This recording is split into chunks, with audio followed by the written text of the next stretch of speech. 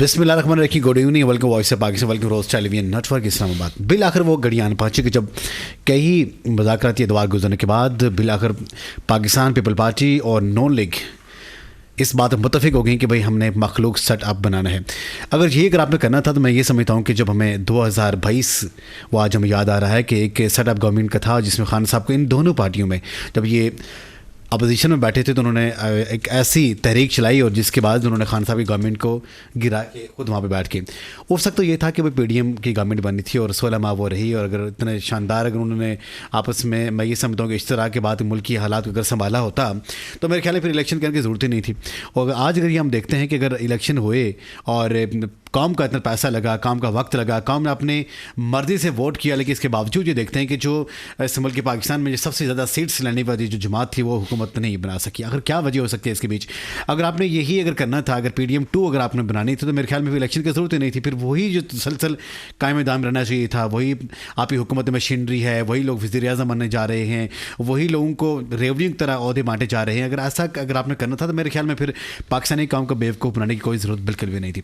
और दूसरी बात आज हम ये देख रहे हैं कि भाई जो हमारे पास एक पॉलिटिकल जो इश्यूज़ हमारे सामने आते हैं और आवाम की इसके ऊपर अपना तबसरा करते हैं, अपना इज़हार ख्याल करते हैं, लेकिन यहाँ पे हम ये देखते हैं कि हमारे इन हुक्मरानों को मुल्क के साथ उस अंदाज से अगर प्यार होता, मोहब्बत होती, अगर हकीकी मानों में अगर आवाम का दर्द अगर इनके सीने में होता तो मेरे ख्याल में इस वक्त उनको सबको मिल बैठ के इस मुल्क के बारे में सोचना चाहिए था, इस मुल्क के आवाम के बारे में सोचना चाहिए था। क्योंकि आने वाले दिनों में आपने ये भी देखा कि हमने जून में हमने एक इंस्टॉलमेंट जो IMF के उसके थ्री आई थी वो भी हमने उनको देनी है। और साथ साथ ये भी था कि हमारे मुल्क में जिस तरह से गैस की प्राइसेस को और साथ साथ इलेक्ट्रिसिटी प्राइसेस को इंक्रीज़ किया जा रहा है, पेट्रोल की प्राइसेस को इंक्रीज़ किया जा रहा है, तो ये किस तरफ इशारा है? क्या ये हुकूमत ख़ुद ये कर रही है या मुक़्तदर जो हल्के हैं वो इनको बता रहे हैं, या ये गवर्नमेंट जो यहाँ पे मुल्क पाकिस्तान में बनने जा रही है जिसका काफ़ी हद तक उनकी तैयारी कर ली गई है, क्या ये ख़ुद ये फैसले कर रहे हैं या कहीं और से फैसले बन के आ रहे हैं? और दूसरी बात आज की प्रोग्राम हम यहाँ पर ये देखेंगे कि जो सूबा पंजाब है पाकिस्तान का सबसे बड़ा सूबा है और इसमें भी नून की गवर्नमेंट बनने जा रही है और वो तमाम के तमाम जो पार्टीज़ जो इसमें भी शामिल हैं, क्या वो इस वक्त जो पाकिस्तान के दरपेश जो मसाइल हैं, स्पेशली पंजाब के जो मसाइल हैं, क्या उनको हल करने में कामयाब होंगे या नहीं होंगे? अक्सर ये देखा जाता है कि जो भी यहाँ पे वज़ीर आला बनता है उसकी एक तहसीन की जाती है कि भाई ये क्या एक्सपीरियंस रखता है या नहीं रखता। लेकिन इस बार एक नया तजर्बा किया जा रहा है, मरियम नवाज़ के आगे लेके उनको दिखाना चाह रहे हैं कि मुल्क पाकिस्तान की जो सबसे बड़ा जो यहाँ पे सूबा है पंजाब, उसमें अगर यहाँ पे वज़ीर आला एक खातून होगी तो फिर क्या होगा। इससे पहले हमने ये देखा कि मुल्क पाकिस्तान बेनज़ीर भुट्टो की गवर्नमेंट रही और उसका भी गिरा गया। और उसके बाद अब ये एक और नया तजर्बा किया जा रहा है कि भाई पंजाब में अगर मरियम नवाज़ की गवर्नमेंट होगी, मीन कि उनकी सरबराही में यहाँ पे सूबे के निज़ाम चलाए जाएंगे, तो फिर वो किस समत में हम ये देख रहे हैं। और साथ साथ आज ये भी देखेंगे कि फ़ाइज़ ईसा साहब ने जो तफसीर सगीर के ज़िमन में जो फ़ैसला सुनाया है कादियानियत के बारे में, तो उसके बारे में हम लोग यहाँ पर डिस्कस करेंगे। आप देख रहे हैं प्रोग्राम वॉइस ऑफ पाकिस्तान। मुझे कहते हैं मोहम्मद एजाज बशीर और जो मेरे माज़िद पैनलिस्ट आज के शो में मौजूद हैं किसी तारीफ़ के मोहताज नहीं है। सबसे पहले उनको तारीफ़ करा था चलो सैयद राशिद हुसैन शाह साहब गर्देज़ी, शानदार अंदाज से आपकी हमेशा की तरह हाज़िरी होती है और पाकिस्तान फलाह पार्टी की सदर भी हैं। और साथ साथ में ये कहूँगा कि मुल्क की इस जो अजवी की जो सूरत हाल है, जो कंडीशन में, इसके बारे में इनके मुख्तलिफ किस्म के तबसरे सामने आते हैं, इनके कॉलम्स लिखे हमारे सामने आते हैं और आवाम को शोर मिलता है। उनको शो में वेलकम करते हैं। अस्सलाम वालेकुम, welcome to the show sir. इनके साथ हैं जनाब डॉक्टर कमर अल्ताफ़ साहब, माहिर तालीम। अस्सलाम वालेकुम, मुताज ग्रामी खरीद से हैं। तो जनाब सैयद राशिद हुसैन शाह साहब गर्देज़ी से शुरू करते हैं कि आपकी एक सियासी जमात भी है, आपने इलेक्शन में कंटेस्ट किया और साथ साथ हम ये भी देखते हैं कि पाकिस्तान के आवाम में आप घूमे फिरे, उनके जो नज़रियात हैं वो भी आपने देखें। अभी किस चीज़ की ज़रूरत है कि जो हमारी इस कौम को यकजहती की तरफ लेके जाए, इत्तेहाद की तरफ लेके जाए? बहुत शुक्रिया जी। बिस्मिल्लाहिर्रहमानिर्रहीम। ऐ सुबह तू मेरे देश में आके रहेगी, रोकेंगे तुझे शब के तलबगार कहाँ तक।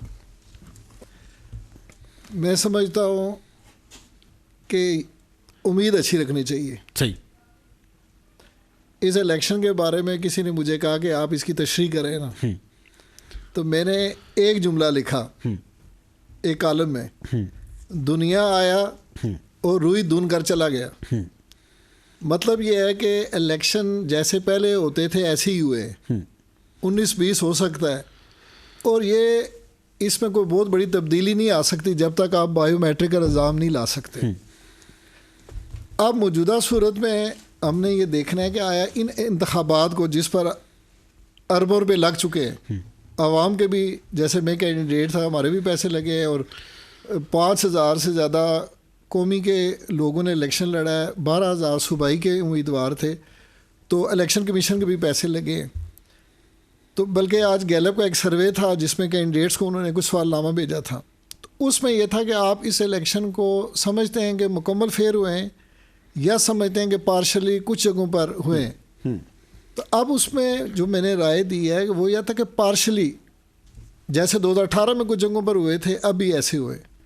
मतलब यह है कि आपको इन इंतखाबात को मानना पड़ेगा। जहाँ पर जायज़ शिकायत हैं, सबूत मौजूद हैं, वो हमारे इदारे मौजूद हैं। अगर पहले इंतखाबात में 2018 से लेकर अब तक, मतलब बहुत बाद में जाकर 2-2, 3-3 साल बाद फैसले हुए हैं, पैटर्न वही होगा। जहाँ जहाँ इश्यूज़ हैं वो लोग अपने जाएंगे, चाहे सेशन के दौरान, असम्बली के दौरान किसी एक कैंडिडेट को डिसीड किया जाता है तो वो होगा। लेकिन जो सिनेरियो आपके सामने बन चुका, जिस पे आप कहते हैं कि नून लीग और पीपल्स पार्टी ने ये फैसला कर लिया है हुकूमत बनाने का, ज़ाहिर बात है सियासी जमात हर एक की ख्वाहिश होती है कि वो अपना कामयाबी अपनी हासिल करे। तहरीक इंसाफ की भी बड़ी कामयाबी है कि इस मुश्किल हालात में भी उन्होंने एक अच्छा एक कारकर्दगी दिखाई है, और अब तक उन्होंने अपने लोगों को संभाला हुआ है। उनकी ये हिकमत अमली भी एक वक्त आने पर मैं समझता हूँ कि पता चलेगा कि वो किस तरफ जाती है, कि उन्होंने मुख्तलिफ जमातें, जैसे सुन्नी इत्तेहाद कौंसिल है, उससे मरकज़ में और पंजाब और सिंध में अपने कैंडिडेट्स को उसमें शामिल होने की हिदायत की है, KPK में शिरानी साहब के साथ जाने की हिदायत की है, और वहदतुल मुस्लिमीन के साथ बलूचिस्तान में। तो अब उन्होंने भी देखें अपनी पूरी कोशिश क्यों कर रहे हैं कि उनको किसी तरीके से जो मखसूस नशिस्तें हैं वो मिल जाएं, ताकि हुकूमत की, आज इन्होंने तो फैसला कर दिया ना पीपल्स पार्टी और नून लीग ने, हम गवर्नमेंट बनाने जा रहे हैं, तो तहरीक इंसाफ भी तो यही काम करने जा रही है कि इतनी ज़्यादा जमातों को साथ मिला रही है, हत्ता कि मौलाना फजल रहमान साहब के पास भी अपना वफ्द भेजा है।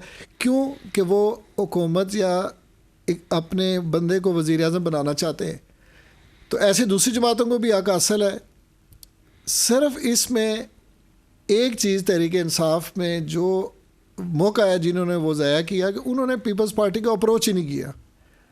अगर वो मौलाना फजल रहमान साहब के पास अपना वफ्द भेज सकते हैं, तो जो मैं समझता हूँ एज ए सियासी वर्कर एक बहुत अच्छी तब्दीली है। तहरीक इंसाफ ने अपनी पॉलिसी बदली है।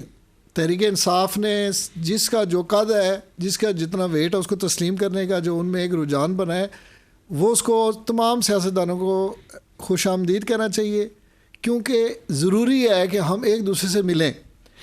शाह जी, ये ठीक है, कुछ कुछ यहाँ पे सरब तो होना ही चाहिए था, जिसके बारे में देखते हैं कि यहाँ पे गवर्नमेंट बनना चाहिए थी। लेकिन अगर आपने यही प्रैक्टिस आपने करनी ही थी तो फिर PDM की गवर्नमेंट ठीक थी ना, जो 16 महीने से चली है, जैसा तैसा भी किया है। फिर इलेक्शन के बाद फिर अगर PDM 2 अगर आप यहाँ पे बनाएंगे तो मेरे ख्याल में फिर वो वाली बात तो नहीं। फिर जो अरबों रुपए जो यहाँ पे हुकूमत के गए, मिल के आवाम के गए, ज़ाया हो गए, फिर इसका कौन जिम्मेदार है? तो वो नाकाम किसने बनाना था PDM 2 को बनने से? तहरीक इंसाफ ने। अब तहरीक इंसाफ लीडरशिप करके तो उनको पीपल्स पार्टी को मिलाती ना अपने साथ। जब वो कहते हैं कि जी हमने उनको मिला ही नहीं है, नहीं मिलना क्यों नहीं है? देखिए, बात मिलने की नहीं है। जब उनके 80 सीट्स के वो यहाँ पे क्लेम कर रहे हैं कि भाई वो जो इलेक्शन कमीशन की खुद इंटरेस्ट की वजह से मिनके वो सीट उनको डिसीड किया गया, मिनके उनके हक में फैसले नहीं दिए गए, उनको तो ना लेवल प्लेइंग फील्ड यहाँ पे मिली, ना ही उन्होंने उस अंदाज से एक सिंबल भी बंधन के नहीं था। फिर हमें तो उनको एडमायर करना चाहिए, हम उनको इनकरेज करना चाहिए कि 92 सीट्स बगैर सिंबल के आपने वो ली हैं। तो इट मीन्स कि वो जो उनके हक पे जिस तरह वो अपना स्टैंड रखते हैं कि भाई 80 सीट्स जो उनकी थी, जो उनके पास थी, लेकिन वो इलेक्शन कमीशन की मैं ये समझता हूँ कि मिली भगत के तहत वो उनको नहीं दी गई, तो फिर उनका राइट तो था ना गवर्नमेंट बनाने का। इनका बस ये चाहिए था कि उसके ऊपर यहाँ पे कोई कमेटी बनाते। अगर फॉर्म 45 इनके पास था, कोई प्रूफ इनके पास थे, तो मैं ये समझता हूँ कि उनको एक्नॉलेज करना चाहिए था। क्या कहेंगे इसके बारे में? आपकी बात दुरुस्त है। आज भी तहरीक इंसाफ गवर्नमेंट बना सकती है। दरवाजे बंद तो नहीं हुए। सेशन जब कॉल होगा तो वो अपने कैंडिडेट लाएंगे, लेकिन वोट लेने के लिए जैसे हम आवाम के पास गए हैं, बेशक एक पार्टी एक बंदे के पास जाती है, 3 कैंडिडेट उसके पास पहले होके आ जाते हैं, वो अपना पैगाम देते हैं। तहरीक इंसाफ ने अपना कैंडिडेट अनाउंस कर दिया, वेलकम, उमर अयूब साहब को बना दिया, बहुत अच्छी बात है। अब उन्होंने वोट लेने के लिए तो दरवाजे अपने खोले ना, आप ले रहे हैं, किसी को कुछ दे रहे नहीं है। तो आप जब जाएंगे मुख्तलिफ जमातों के पास, जैसे आपने GDA के देखे हैं, आँख में बयाना दिए, तो GDA की हमदर्दियाँ हासिल की हैं, JUI फजल रहमान की हमदर्दियाँ हासिल की हैं। अब उन जमातों को भी साथ चलाएं जिनके पास सीटें हैं। अब MQM को क्या आपने, मतलब MQM के दरवाजे आपने क्यों बंद किए हुए हैं? MQM आपके साथ नहीं चल सकती, आप MQM से जाके बात करें, इस बात पर इत्तेफाक कर लें कि जिन सीटों पर हमारा तनाज़ा है फॉर्म 45 के हवाले से, वो जारी रहेगा, उस पर हम विड्रा नहीं हो रहे। लेकिन बहुत सारी ऐसी जगह होती हैं जहाँ पर अभी मामला तय नहीं हुए, आप या ओपन है वहाँ पर, तो आप वहाँ उनको दावत दें, थोड़ी मुहिम अपनी तेज़ करें, आपको मौका मिल सकता है। अभी अगर आप शिकस्त तस्लीम कर लें, आप ये समझ बैठे हैं कि नून लीग की और PDM 2 की गवर्नमेंट बन गई है, तो मैं समझता हूँ कि किसी सियासतदान को कोई चीज़ हरफ आखिर नहीं होती, आखिरी वक्त में भी बाजी पलट सकती है। कोशिश करेंगे तो उनको ये हक उनका मिलेगा, उनको हक मिलेगा। शाह जी, कुछ चीज़ हम देखते हैं कि हुकूमती जो ऐवानों में ये रस्सा कशी के साथ साथ ये देखते हैं कि आवाम बग़ैर गुनाह के वो पीछे जा रहे हैं, और आवाम की हालत ज़ार ये देखने को है कि दिन ब दिन जब आपका जी चाहता आप इनकी पेट्रोल की प्राइसेस को इंक्रीज़ कर देते हैं, जब आपका जी चाहता आप इनकी गैस की बिल्स में इजाफा कर देते हैं, जब आपका जी चाहता है आप महंगा के तूफ़ान ले आते हैं। 22 गवर्नमेंट से, इन इलेक्शन से आवाम को क्या फ़ायदा होना है? शाह जी, क्या फ़ायदा हुआ, आप मुझे ये बताएं। असल में बात ये है ना कि इस झगड़े में ना नुकसान सबसे ज़्यादा आवाम का होता है, चूँकि इस दौरान आप यकीन जाने पेट्रोल की कीमत बढ़ी है, गैस पे एक फ़िक्स टैक्स उन्होंने लगा दिया, जो पहले इतना बिल नहीं आता था, जितना कंफर्म टैक्स हर बंदे पे लग गया, तो किसी ने एहतजाज तक नहीं किया। उसकी वजह ये थी कि जो आप कह सकते हैं कि जो तमाशागर हैं, उन्होंने इससे फ़ायदा उठाया कि ये अबूरी दौर है, आपका कोई गुनाह किसी के खाते में पड़ेगा नहीं, कोई महंगाई किसी एक के खाते में पड़ेगी नहीं, लिहाजा फ़ायदा उठा लें। चूँकि आपने पहले बात कर चुके हैं कि IMF की किस्त आने वाली है, वो जो खाली ख़जाना है, वो बहुत सारे हमारे कहते हैं ना कि हर जो शर है ना, उसके साथ भी कोई ना कोई खैर का पहलू होता है। आज हमारी गुर्बत, हमारा खाली ख़जाना भी हो सकता है कि हमें हमारी इस जमहूरियत को बचा रहा है, हो सकता है कि यही खाली ख़जाना हमें इताअत की तरफ ले जाए। चूँकि ख़जाना जब भरा हुआ होता है तो हर कोई इक़्तिदार में आने की कोशिश करता है। आज मेरे हिसाब से PDM कोई मजबूरी में, कोई बहुत ज़्यादा खुशी से इक़्तिदार की तरफ नहीं आ रही। वो आप समझें कि आपको जैसे मैंने पहले बताया कि इस खेल में तायीन मरातब है ज़रूरी। शातर की अनायत से तू फर्जी में प्यादा, कि किसी न किसी को ओहदा देना होता है इस खेल में, सियासत यही है। तो शानदार बात यहाँ पे सैयद राशिद शाह साहब को दे दी की। और अभी हमारे साथ हैं पाकिस्तान तहरीक इंसाफ के सीनियर रहनुमा शोएब शहीन साहब। अस्सलाम वालेकुम जनाब, कैसे हैं? खैरियत से हैं? Welcome to the show. और आज हम डिस्कस कर रहे हैं कि जो कल जो एक मैं ये समझता हूँ PDM 2 के एतबार से कुछ चीज़ें यहाँ पे हमारे सामने आई हैं, और अगर आपने PDM 2 ही बनानी थी तो मेरे ख्याल में इस इलेक्शन की ज़रूरत तो नहीं थी, तो क्या कहेंगे इसके बारे में? देखिए, PDM 1 ने जो तबाही मचाई है, PDM 2 तो फिर उससे ज्यादा तबाही मचाएगी, इसलिए कि PDM 1 कम से कम लेजिटिमेटली इलेक्टेड लोग तो थे। ये अलग बात है कि रजीम चेंज ऑपरेशन उन्होंने किसके कहने पे किया, जी। मगर अब तो ये अनइलेक्टेड डाका जनी के जरिए वजूद में आ रहे हैं, जिनकी ना पब्लिक सपोर्ट है, ना जिनकी बेस है, जिनको लोगों ने रिजेक्ट कर दिया है। अगर आकर वो इक़्तिदार संभालेंगे, उन्होंने तो सिर्फ चंद लोगों के इशारों पे नाचना है और माल कमाना है, पैसा कमा के इधर से मुल्क से बाहर भाग जाना है। इनका तो इस मुल्क के लोगों के साथ तो कोई लेना देना नहीं है, क्योंकि लोगों ने तो उनको रिजेक्ट कर दिया है और उनको इस बात का पता है, क्योंकि उनके पास तो वही फॉर्म 45 है जो उन्होंने खुद अपने लिए हासिल किए थे और जो हमें मिले, जिसके नतीजे में वो पूरी तरह नाकाम हो गए। इस नाकामी का मलबा उनके सर पड़ेगा। शोएब साहब, एक और चीज़ हम यहाँ पे हम लोग आपसे जानना चाहेंगे कि जिस तरह आपका जो हल्का मजीद गड़े में धकेलेंगे, और मैं नहीं समझता कि उनसे कोई खैर की तवक्को है। बिल्कुल ऐसा ही है। जो आपका जिस हल्के से आप इलेक्शन कंटेस्ट कर रहे थे NF47 इस्लामाबाद से, तो जिस तरह उन्होंने तो उसको जो आर्डर्स से उनको मुअत्तल कर दिया जो वहाँ पे उसके हक में हुए थे, तो अब इसको आप किस नज़र में देख रहे हैं कि ये इसके ऊपर इसका आपके हक में फैसला कब तक आएगा? देखिए, नोटिफिकेशन जो हमारे मुखालिफिन का किया गया था वो तो मुअत्तल कर दिया है इस्लामाबाद हाई कोर्ट ने। जी जी। अब इलेक्शन कमीशन के पास हमने कल बहस कर दी है, उम्मीद है कि वो फैसला हमारे हक में करेंगे, तो उसके बाद हमारा नोटिफिकेशन हो जाएगा, हम लोग उम्मीद रखते हैं। और जिस तरह आप ये देखते हैं 80+ आपके नुमाइंदगान हैं, जिस तरह जो मीन्स का आप ये चाह रहे हैं कि भाई, आपने कहा कि भाई इतनी सीट्स आपकी तहरीक इंसाफ के हिस्से में हैं, लेकिन उनको मतलब जो फार्म 45 की वजह से उनको अभी तक क्लियर नहीं किया गया और उसमें कुछ हम इलेक्शन कमीशन भी शामिल हाल है, तो उनका फैसला क्या समझते हैं? जिस तरह आपका फैसला बाकी लोगों का भी हो जाएगा? देखिए, हमें कभी यकीन है, देखिए फॉर्म 45 मेरे पास भी है, यही तारिक फजल चौधरी के पास है, यही मुस्तफा खोकर के पास है, यही पीपल्स पार्टी के सिफ्तुल हसन के पास है, और यही काशिफ चौधरी जमात सामी के पास है, यही खावर अखलाक PTI TLP के पास है। अगर उनके पास वही फॉर्म है और उसकी रोशनी में ही ये रिजल्ट है, इसको कहते हैं ये रिजल्ट है, बाकी तो स्टेटमेंट है ना, कंपाइलेशन है, जमा तफरीक करनी है, जी टोटल कितने बने। अब टोटल करने वाला उठ के तो वो उस रिजल्ट को मलियामेट कर दे और डस्टबिन में डाल दे, आउट एज पॉसिबल, और 3,000 मुख्तलिफ लोगों के उसके ऊपर दस्तखत है, और section 90 of the election act उसके मुताबिक यही रिजल्ट है और इसी के मुताबिक हम जीते हुए हैं। बाकी वो डाकाजनी करके, चोरी करके, उनको शर्म नहीं आती, आज तक 15 दिन होने को है, 14 दिन, उनको कहे ना मेरे मुखालिफ को कि ले आए अपना फॉर्म 45 जाके जमा कराए अदालत में। ना कल जमा कराया, ना किसी अदालत में हाई कोर्ट में जमा कराया, ना उसने किसी कोर्ट में जमा कराया, ना उसको इलेक्शन कमीशन लेकर आया, ना उसने साथियों को दिखाया। कहते मैं साथियों को दिखाने का पाबंद नहीं हूँ, इससे साथियों ने घर लेके जाना होता है तुम्हारा ये फॉर्म 45। उन्होंने तो भाई सीधी सी बात है, अवाम के तुम नुमाइंदगी का अपने आप को हक जितलाते हो, तो अवाम के हुकूक पे डाका अगर डाल रहे हो तो तुम्हारा फर्ज है कि अवाम को हुकूक पे डाका डालने के अगर तुम्हारे पास जायज सबूत है तो तू ले आ, लेकिन अगर तुम्हारे पास कोई सबूत नहीं है और तुम इसको सिर्फ फ्रॉड के लिए इस्तेमाल करना चाहते हो तो ये उसकी गलतफहमी है और लोग फ्रॉड को भूल जाएंगे। शोएब शहीन साहब, एक और चीज़ जानना चाहेंगे कि जिस तरह आप हुकूमत की एक इत्तेहाद को हम देखते हैं, जिस तरह नून वालों ने मिलके पीपल पार्टी के साथ मिलके इत्तेहाद किया, इसी तरह आप क्या पीपल पार्टी के साथ नहीं मिल सकते थे? इसकी क्या वजह थी? देखिए, जिन्होंने डाकाजनी की है हम उनके साथ बैठ सकते हैं को भाई आप कुछ सीटें हमें वापस कर दो। उनको नहीं पता, जब नून के साथ बैठे हैं, पीपल्स पार्टी ने भी कुछ सीटें चुराई हुई है, लेकिन उनको नहीं पता कि नून के साथ जिनके साथ आप सौदेबाजी कर रहे हो उनको कहो जी हम तुम्हारे साथ तब बैठेंगे जब ये सीटें वापस करो।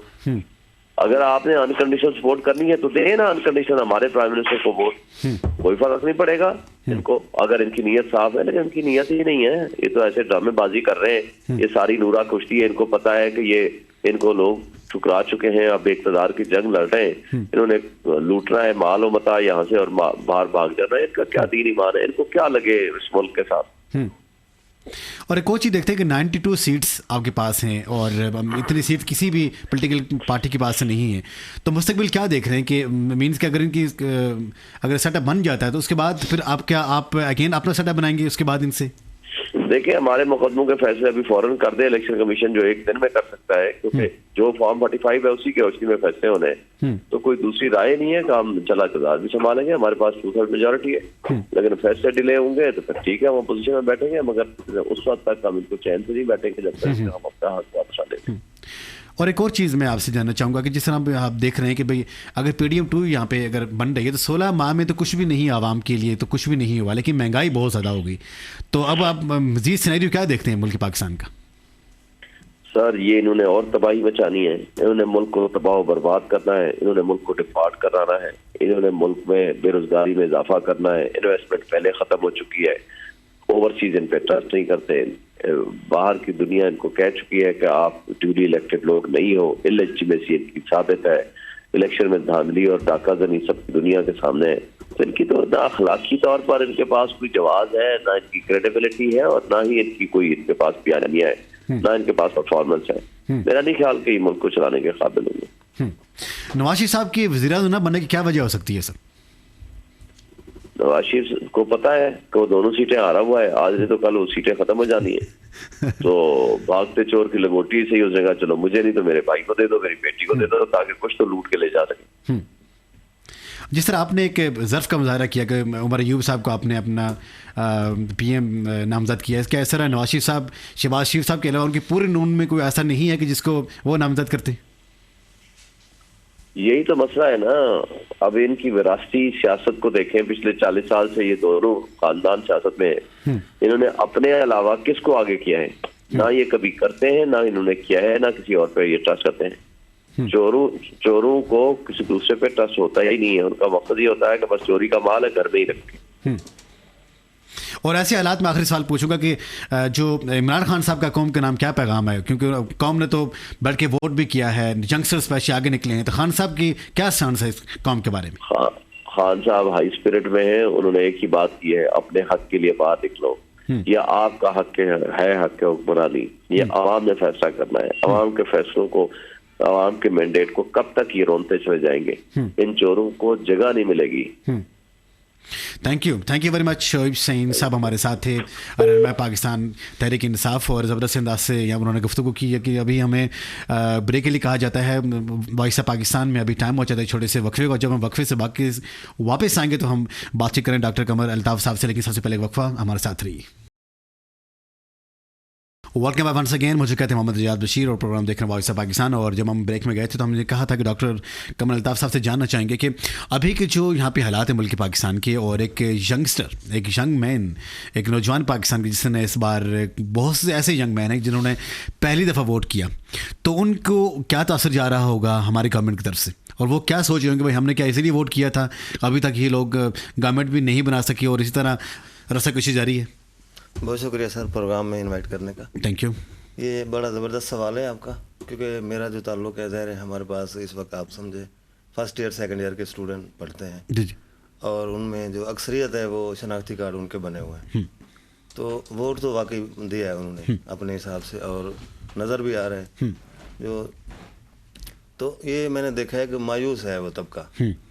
अब सूरत हाल ऐसी बन गई है कि जिस तरह इमरान खान साहब कहते हैं, या उनका एक तहरीक इंसाफ का एक है कि 180+ में हमारी सीटें हैं, तो ऐसा है। वैसे उनको वोट तो पड़ा है, क्योंकि जिस भी नौजवान थे जिससे भी बात होती ना, ये आप कहते हैं 25 साल से नीचे जीते, उन्होंने कहा है कि हमने उनको हुकूमती पॉलिसीज़ में नौजवानों का जो किरदार हम देखते हैं भाई, आज अगर गैस की प्राइसेस इंक्रीज़ हो जाती हैं या पेट्रोल की प्राइसेस इंक्रीज़ हो जाती है, शहरी नहीं है एहतजाज के लिए निकलते, वो अपने घरों में बातचीत कर रहे होते हैं, दोस्तों में बातचीत कर रहे होते हैं। यही बातचीत अगर मैं ये समझता हूँ कि रोड पर निकल के अगर 2 4 6 लोग अगर ट्रैफिक जैम कर लें, बाकी सब अपने साथ मिला लें, फिर आला हुकाम तक बात पहुँचती है। तो क्या कहते हैं कि नौजवानों का क्या किरदार होना चाहिए इस मुल्क की बेहतरी के लिए? नौजवान इस वक्त ज़हनी तौर पर तैयार हैं। अगर कुछ भी हुकूमत जैसे भी बनती है वो तो सबके सामने है। अगर कुछ भी गलत हुआ या उन्हें नज़र आया तो वो, मुझे नहीं लगता कि वो बैठेंगे, वो निकलेंगे बाहर। और इस अभी जो नून वालों को भी आप देखा और साथ पीपल पार्टी को भी देख रहे हैं, जिस तरह मैंने शोएब सईद साहब से पूछा कि भाई अगर PDM भी बनानी थी तो फिर इतना तकल्लुफ़ की ज़रूरत क्या थी इलेक्शन के लिए में, तो आप क्या कहेंगे इसके बारे में? ये बिल्कुल सही कह रहे हैं। ऐसे लग रहा है कि वो दोनों पार्टियाँ हुकूमत दिल से बनाना नहीं चाहती, और इनके इख्तलाफात भी आते रहे हैं, इकट्ठी भी हो जाती हैं, फिर मुख्तलिफ भी हो जाती हैं। तो वैसे तो दुआ है अल्लाह से कि ये चले, लेकिन मुझे ये शाजी आप एंड टाइम के ऊपर जाके जब आपने ये किया कि भाई आपने किसी की हक में दस्तबरदार हो गया, तो ऐसा आखिर क्या था इसमें कि भाई आप खुद क्यों नहीं लीड कर पाए? और क्योंकि जिन जिन लोगों के पास आप जाते रहे, आप बहुत मेहनतें थी आपकी, चाहे इंसान हालात जैसे भी क्यों ना हो, लेकिन मेरे ख्याल में इंसान को मैदान में रहना चाहिए, अपने विकेट पर रहना चाहिए, स्टे करना चाहिए, चाहे जाके मैच शुरू से पहले आपने कहा नहीं भाई हम आपकी टीम के साथ मिल गए। इसको किस तरह से देखते हैं? नहीं, मैं एक वजाहत कर दूं कि हमारे जितने भी कैंडिडेट थे पाकिस्तान फलाह पार्टी के, दस्तबरदार नहीं हुए। जी जी, हमने उन हलकों में पीपल्स पार्टी के साथ इत्तेहाद किया था जो हमारे उम्मीदवार नहीं। अच्छा, मतलब ये एक वाज़ेह हो गया। हम आखिरी दम तक हमने इलेक्शन में लड़े और लोगों ने जो वोट दिए हैं, सपोर्ट किया, हम उनका शुक्रिया अदा करते हैं। तो एक तो ये पीपल्स पार्टी की चूँकि हमने इत्तेहाद किया है, PDM में वो भी शामिल है। देखें, हम ये समझते हैं कि सियासी जमातों के साथ इत्तेहाद होना चाहिए। एकदम सारी जमात को चोर करार देना, डाकू और डाकू जनी करार देना, ये दुरुस्त तरीकाकार नहीं है। आपको आज किसी पार्टी का बंदा उठ कर दूसरी पार्टी में जाए, हम उसको क्यों वेलकम करते हैं अगर वो चोर डाकू है? मतलब यह है कि हमें अपने रवैये बदलने पड़ेंगे। कोई जमात यानी कि बादियो नज़र में आप पूरी एक जमात को एक खाते में डाल देते हैं, इस रवैये को बदलें। इसमें सबसे ज़्यादा ज़रूरत तहरीक इंसाफ को अपने आप को बदलने की है कि सबको एक ही उसमें रखते हैं। नून लीग में आपने बहुत अच्छा सवाल किया कि उनके पास क्या और नहीं है।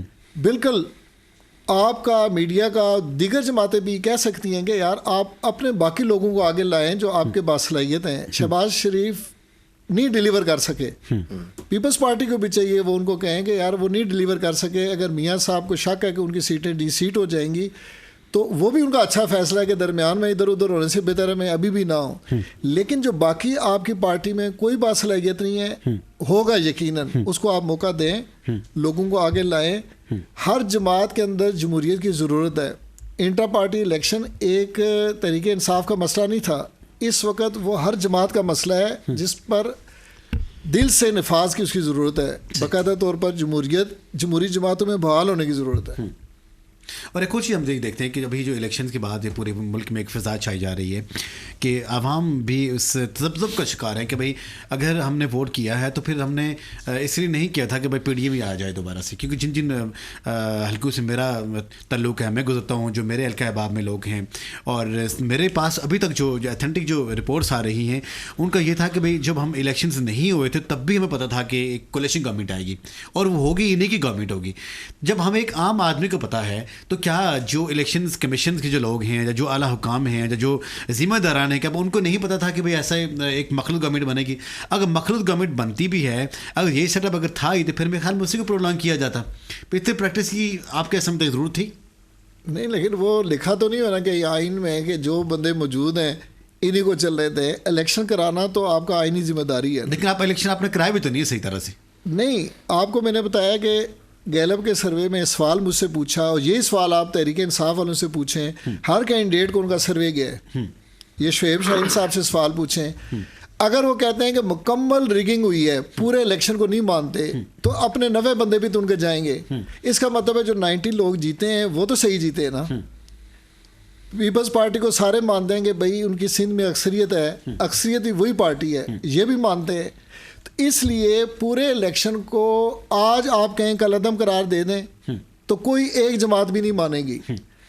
आप ये मौक़िफ़ रखें जो 2018 वाला था कि जो इलेक्शन हुए हैं, जिस तरह इनके पास फॉर्म 45 मौजूद हैं, ये गए हैं कोर्ट में, कोर्ट ने पहले इनके हक़ में स्टे दिया, फिर बाद में उसको सस्पेंड कर दिया, अब ये इलेक्शन कमीशन में गए हैं, तो वहाँ पर अपना केस लड़ें।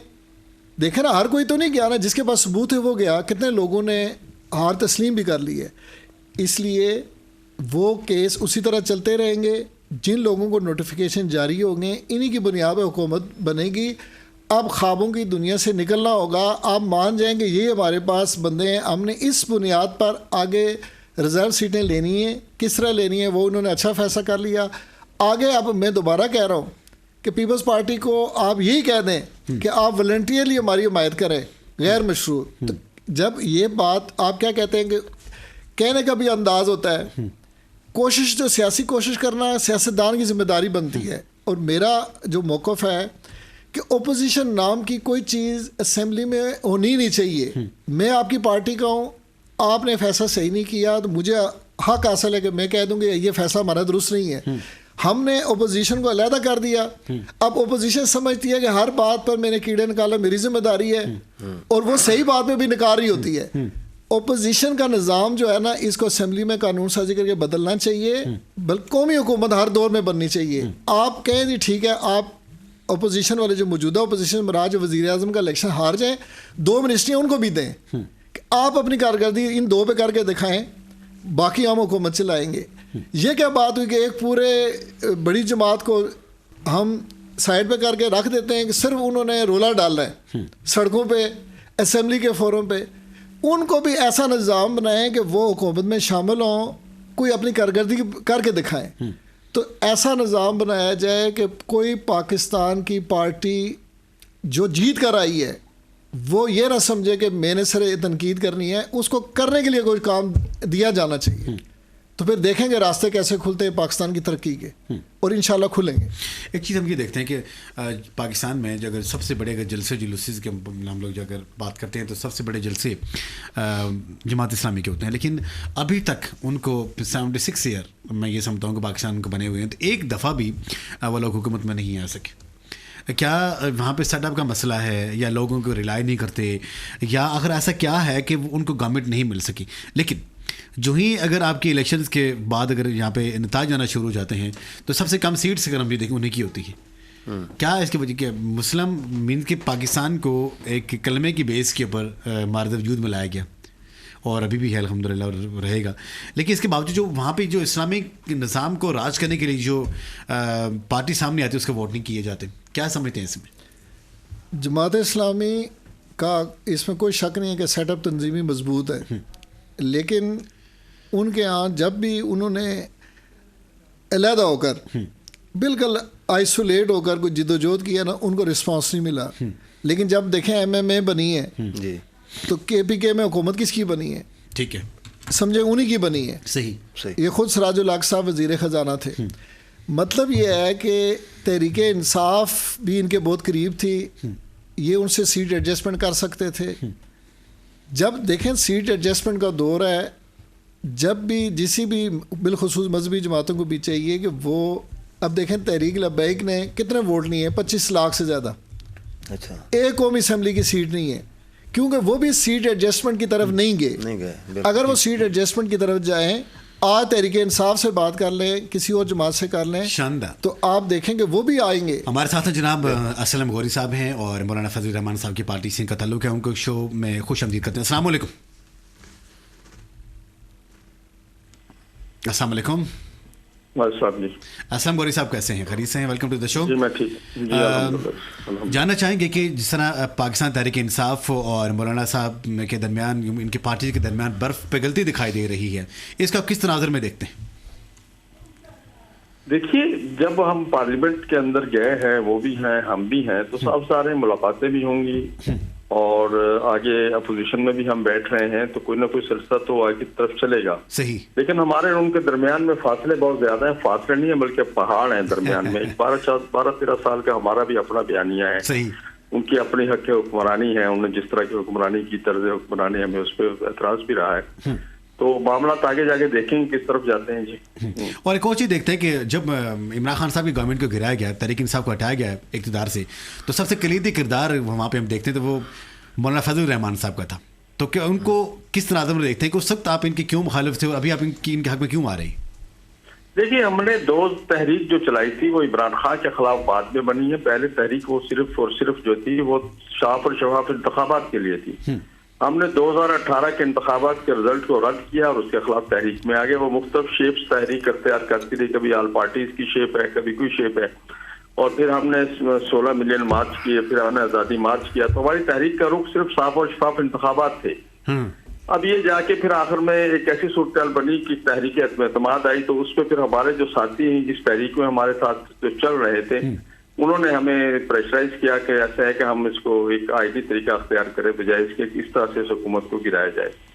तो हमारी ख्वाहिश ये थी, जमीयत उलमा की ज़ाती ख्वाहिश ये थी कि ये इस्तीफा दें खान साहब और नया इंतखाबात कराया जाए। मकसद साफ और शफाफ इंतखाबात से 16 माह की हुकूमत नहीं थी, और इसलिए मैं समझता हूँ कि हम आज फिर तहरीक की उस मोड़ पे आके खड़े हो गए कि जिस तहरीक को हमने 2018 में शुरू किया था, हमें वो नया, यही बात मैं पूछना चाह रहा था कि अगर आपने इंतखाबात की बेस के ऊपर खान साहब की गवर्नमेंट को गिराया तो इंतखाबात हो गए, तो क्या वो साफ और शफाफ इंतखाबात हुए हैं आपकी मर्जी के मुताबिक? जी, वो अब तो ऐसा लगता है कि 2018 के इंतखाबात बहुत अच्छे थे, 2024 के इंतखाबात ने तो उनका रिकॉर्ड तोड़ दिया है। और इस वक्त तो सूरत ये है कि जो जीते हैं वो भी शर्माते फिर रहे हैं, जो हारे हैं वो तो परेशान हाल हैं, और जीतने वाले भी परेशान हाल है। आपने देखा नहीं उस दिन रात को जनाब जरदारी साहब और जनाब बिलावल साहब और मोहतरम जनाब शहबाज शरीफ की प्रेस कॉन्फ्रेंस में उनके चेहरे कितने खुश और खुरम चेहरे थे, वो जो हुकूमत बनाने जा रहे हैं।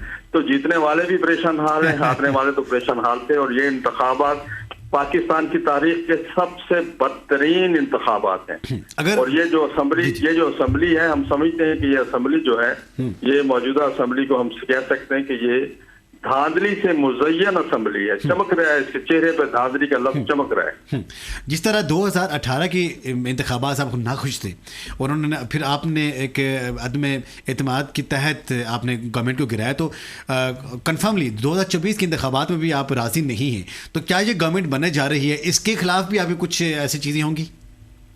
देखिए, हमने अपनी तहरीक का आगाज कर दिया है और इस सिलसिले में हमने अपनी तमाम सूबाई जमातों से मशावरत के लिए कदम उठाया है। हाँ। और उसके लिए मौलाना फजलरहमान साहब खुद और मरकजी काबीना के मुख्तलिफ जो उनके साथी हैं वो दौरे पे जाएंगे तमाम सूबों के, जिसकी इब्तदा आज हम इस्लामाबाद से कर रहे हैं। आज इस्लामाबाद के हमने जनरल कौंसल और मजलिस शूरा और उम्मीदवारों का इजलास बुलाया है जी। और आज से हम अपनी उस तहरीक का आगाज करने जा रहे हैं जो 2024 के इंतखाबात के खिलाफ, जिसे आप मोमेंटम कह सकते हैं।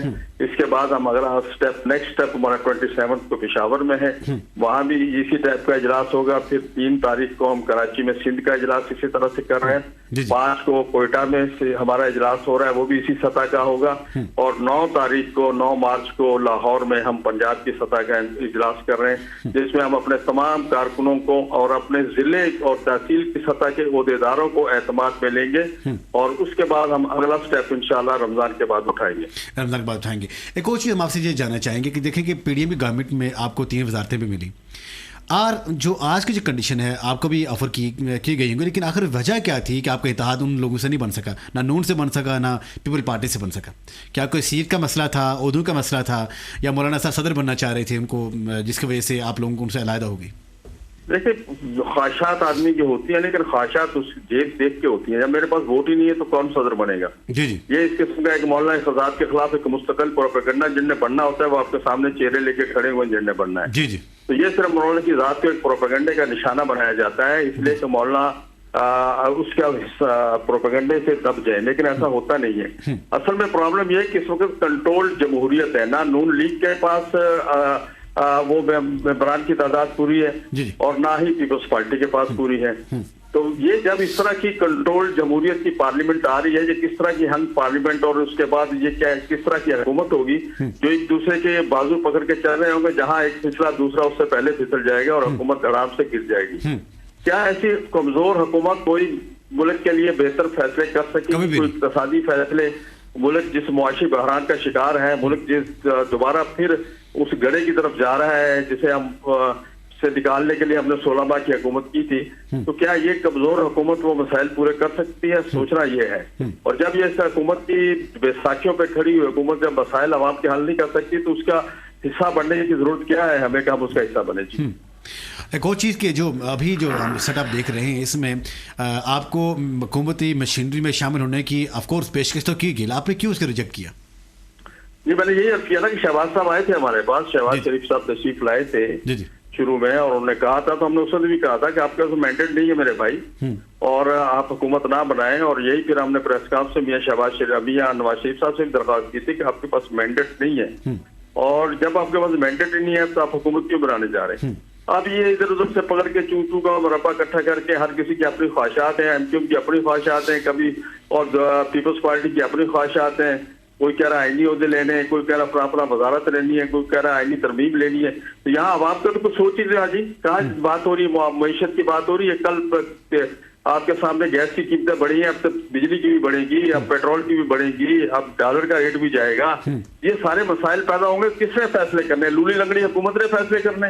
ऐसा तो पॉसिबल नहीं है। सही। ऐसी हुकूमत का हम क्यों हिस्सा बने जो हुकूमत जो आवाम के लिए कुछ न कर सके? जी। जो पीडीएम बनी थी उसमें देखें 16 माह में तारीख सांस महंगाई की गई और बहुत ज़्यादा चीज़ें चेंज होकर रह गई।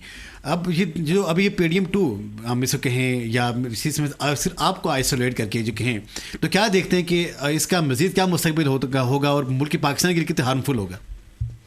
देखिए, पीडीएम की हुकूमत बनी ही नहीं, ये थोड़ा सा तासुर गलत है, मैं उसमें ठीक करना चाहूंगा। पीडीएम एक तहरीक का नाम था और वो तहरीक थी साफ और शफाफ इंतखाबात के लिए। जिस दिन वो हुकूमत 16 माह की बनी, वो उस दिन पीडीएम की सारी पार्टियां उसमें शामिल नहीं थी। दूसरी बात ये कि उसमें बहुत सी ऐसी पार्टियां जो पीडीएम का हिस्सा नहीं थी, मसलन पीपल्स पार्टी, मसलन अवामी नेशनल पार्टी, मसलन मुहाजिर कौमी मूवमेंट, मुत्तहिदा कौमी मूवमेंट, मसलन उसमें जनाब बाप पार्टी या सारी की सारी पीडीएम का हिस्सा तो कभी भी नहीं रही। तो वो एक कोलेशन हुकूमत जरूर थी, पीडीएम की हुकूमत नहीं थी। जी जी। और हमें नहीं पता पीडीएम 2 किस मकसद के लिए बन रही, पीडीएम 1 तो इस मकसद के लिए बनी थी कि साफ और शफाफ इंतखाबात होने चाहिए, और पीडीएम 2 अगर हुकूमत बनाने के लिए बन रही है तो अल्लाह हाफ़िज़ है इनका जी। क्या मुस्तकबिल देख रहे हैं कि आप और तहरीक इंसाफ मिलके और बाकी जो आपके साथ जो ऐसे चंद एक जमातें और मिली हैं, तो अगर आपकी सीट्स अगर अच्छी आ जाती हैं, अगर आपके नंबर अच्छे आ जाते हैं, तो ऑफ कोर्स आप इनके लिए चैलेंजिंग तो साबित होंगे। तो क्या आप इनके लिए कुछ प्रॉब्लम क्रिएट करेंगे? देखिए ये सारी बातें कबल वक्त है। अलबत्ता इस वक्त मुल्क बहुत बड़े बहरान का शिकार है। इस वक्त आपको पता होना चाहिए 14 दिन से बलूचिस्तान की छोटी बड़ी तमाम शाहराएं बंद पड़ी हुई हैं। जी जी। और बलूचिस्तान के फैसले इस्लामाबाद के ड्राइंग रूम में बैठ के पंजाब और सिंध की क्यादत कर रही है, और बलूच क्यादत तमाशाई बनी हुई है, उसकी कोई सुनने के लिए तैयार नहीं है। और सिंध में आप देख लें GDA और JUI ने पूरा सिंध तबाह किया हुआ है। तो ये हर जगह सूरत KPK में भी ये सूरत उस तरफ जा रही है। मैंने बताया आपको हम तहरीक की शक्ल अख्तियार करते जा रहे हैं। तो इस सूरत हाल में क्या आगे जाके बनता है, हमारे कौन कौन से हमराही हमारे साथ चलते हैं, इस तहरीक में कौन कौन शामिल होते जाते हैं, तो ये सारी बातें कहना कबल वक्त है जी। शानदार गुफ्तगू रही हमारे साथ असलम गौरी साहब JUF के रहनुमा, और शानदार अंदाज ने अपनी एक सजेशन अपनी पार्टी इसका स्टांड हमारे सामने रखा। और क्योंकि जब हम मुल्क पाकिस्तान के बारे में बातचीत कर रहे होते हैं, इसमें जितनी पार्टियाँ होती हैं ये मुल्क पाकिस्तान की बेसिकली पार्टी होती हैं, लेकिन जब आवाम की बात कर रहे होते हैं, आवाम के साथ जो लोग सिंसियर होते हैं तो आवाम ने उनको वोट किए होते हैं। लेकिन जब आवाम की फैसलों को रद्द किया जाए और उन लोगों को आगे लाया जाए जिनको आवाम ने रिजेक्ट किया होता है, मैक्सिमम आवाम ने, तो मेरे ख्याल में फिर उस मुल्क में अफरा तफरी होती है, उस मुल्क में फिर चीज़ें उस तरह से नहीं होती जिस तरह कि उनको ऑर्गेनाइज तरीके से किया जाता है। शाह जी क्या कहेंगे इसके बारे में आप? बस ये इख्तिताम तो इस सोच पर करना चाहिए कि अल्लाह ताला ने पाकिस्तान को, आगे रमज़ान आने वाला है, तो रमज़ान में ये हमें तोहफ़ा अल्लाह ताला ने हमें ये दी है। जी जी। तो ये अतिया खुदाबंदी है। हमें यकीन है कि बेशक हमारे आपस में झगड़े हैं, हमारे आपस में जो है ना वो कमियां कोताही हैं, लेकिन इस पाकिस्तान को जो नबी पाक सल्लल्लाहु अलैहि वसल्लम की मशरक़ से वफ़ा की खुशबू की हदीस की एक ताबीर है, जो 92 इसका कोड है, जिसका मतलब ही मोहम्मद बनता है। नाम मोहम्मद लेना पड़ता है जब पाकिस्तान की बात आती है, जिसका मतलब ही मदीना मुनव्वरा है, रहने की पाक जगह। तो इसके लिए बहुत अच्छा होगा। हर मुश्किल के साथ आसानी होती है कि दाना खाक में मिलकर गुलो गुलजार होता है। तो ये हमारे यहाँ जो हो रही है ना कि तूफ़ान, तो इसी से गोहर की सैराबी होती है। सही। तो गोहर की जो सैराबी है वो तूफ़ान से होती है। हमारी कौम तैयार हो रही है मुश्किलात से निपटने के लिए। अल्लाह ताला ने हमें एटमी क़ुव्वत दी है, अवाम की बहुत बड़ी तादाद है, ये एक ताकत है। देखें अवाम का ज़्यादा होना, लोग कहते हैं कि आबादी ज़्यादा है, ये हमारी ताकत है। जितने भी मसाइल हैं, इससे भी मुश्किल दौर में पाकिस्तान गुजरा है, मुझे यकीन है कि हम इससे निकल जाएंगे। सियासतदानों को पहला स्टेप अपने आप को बदलना होगा। हम सबको कबूल कर लेते हैं, एक दूसरे को कबूल नहीं करते। जिस दिन हमने एक दूसरे को कबूल कर दिया अपनी गलतियों समेत और उसमें इस्लाह की गुंजाइश रखी, तो आप देखिएगा कि पाकिस्तान की खुशहाली आएगी, खुशहाली का दौरा आएगा। और जो मकसद, जिस मकसद के हमने पाकिस्तान लिया है वही कि इस्लामी कवानीन का निफाज वो हम करेंगे। और यहाँ पर नबी पाक सल्लल्लाहु अलैहि वसल्लम की मोहब्बत और ख़त्म नबूवत और जितनी हमारी जो जिसके लिए पाकिस्तान बनाया उसका तहफ़्फ़ुज़ होगा, तो लोग भी इत्मीनान के साथ अपनी ज़िंदगी गुजारेंगे कि यार इतनी कुर्बानियाँ दी हैं, इस मुल्क के लिए दी हैं, तो कम अज़ कम हम यहाँ बड़ी आसानी के साथ, शान के साथ अपनी ज़िंदगी गुजार रहे हैं। शानदार शानदार। मैं ये समझता हूँ कि ये इस ख्वाब को शर्मिंदा ताबीर होने में कुछ ज़्यादा देर नहीं है, बहुत थोड़ा सा कम। आपने थोड़ा सा मज़ीद आपने वेट करना है। जब इतने अगर आपने जुल्म सितम सह लिए हैं तो खुशहाली दूर नहीं है। इस अंधेरियों में से वो उजाले करने हैं, बिल्कुल करीब करीब हैं। जब वो करने फूटेंगे तो मैं ये समझता हूँ हर समत आपको उजाला उजाला दिखाई देगा। और वो क्योंकि मदीने के नाम से इस मुल्क को मशहूर किया जाता है, जोड़ा जाता है, माना जाता है, तो मैं ये समझता हूँ मदीने में तो बहारें होती हैं, खुशबुएँ होती हैं, ख़ज़ां भी वहाँ पर बहार का रंग पेश करती है, आपका नज़ारा पेश करती है। जो जनाब प्रोग्राम वॉइस ऑफ पाकिस्तान का ख़त्म होने की घड़ियाँ करीब करीब में, और मैं अपने जो मेहमान हैं और उनसे मैं जो इस कौम के लिए एक आखिरी पैगाम लेना चाहूँगा। कुछ कौम के लिए कोई आखिरी पैगाम अगर आप देना चाहें तो? पैगाम ये ऐसे, अब हुकूमत जिस तरह बन रही है इसको कबूल करें और इसके साथ तावन करें, इसके साथ आप उम्मीद है बेहतर करके। जी शाह जी कोई उस नेशन के लिए पैगाम देना चाहिए? हाँ, बस यही है, सबसे पहले अपनी सोच में मस्बत तब्दीली लाएँ, अच्छा सोचें। मुराकबा करें, सोचें कि हमारा मुल्क अच्छा हो चुका है और हम उसमें रह रहे हैं, तो तमाम मसले मसाइल हल होंगे। सोच से ही इंशाल्लाह अगर आपकी सोच अच्छी होगी, अगर विजन अगर स्ट्रांग होगा, तो मैं ये समझता हूँ दुनिया की कोई ताकत आपको डिफीट नहीं कर पाएगी। और ये हुकूमतें आती जाती हैं, ये निज़ाम बदलते रहते हैं, लेकिन इंसान की सोचें अगर अच्छी हों तो अल्लाह तबारक तआला उनकी सोचों के मुताबिक, उनके उमंगों के मुताबिक अल्लाह ताला उनको नवाजता है। और मैं एक चीज़ अपने तमाम नाज़रीन को अक्सर कहती, एक चीज़ मैं कह भी रहा होता हूँ कि अगर हमारे सोचों का महवर ऑफकोर्स हमारे दिमाग से होता है, अगर हमारे दिमाग में अगर जहाँ पे बुरी बुरी सोचें आती हैं, यहाँ पे फ्रस्ट्रेशन आ रही होती है, होपलेस की कंडीशन आ रही होती हैं, वहाँ पे अच्छी उम्मीदें रखें और एक अच्छी तुलू सुबह का अगर हम इंतज़ार करें, तुलू सहर का इंतज़ार करें, मैं ये समझता हूँ कि अल्लाह ताला ज़िंदगी में आसे नहीं पता करेगा। मैं बहुत शुक्रगुजार हूँ जो हमारे साथ हैं सैयद राशिद हुसैन शाह साहब गर्देजी और डॉक्टर कमर अल्ताफ़ साहब, और इसके साथ लिंकन पे हमारे साथ थे शोएब शाहीन साहब, बहुत बहुत शुक्रिया, और असलम गौरी साहब जो UF से उनका ताल्लुक था। और तमाम ही जो हमारे मेहमान ने शानदार गुफ्तगू की, अपना रिस्टांस पेश किया, आवाम के लिए पेश किया, आवाम से मोहब्बत का इज़हार किया और इस मुल्क के लिए नेक ख़ाहिशात का इज़हार किया। बहुत बहुत शुक्रिया। एजाज़ बशीर को इजाज़त दीजिए, अपना बहुत सारा ख्याल रखिएगा। अस्सलाम वालेकुम रहमतुल्लाहि व बरकातुहू।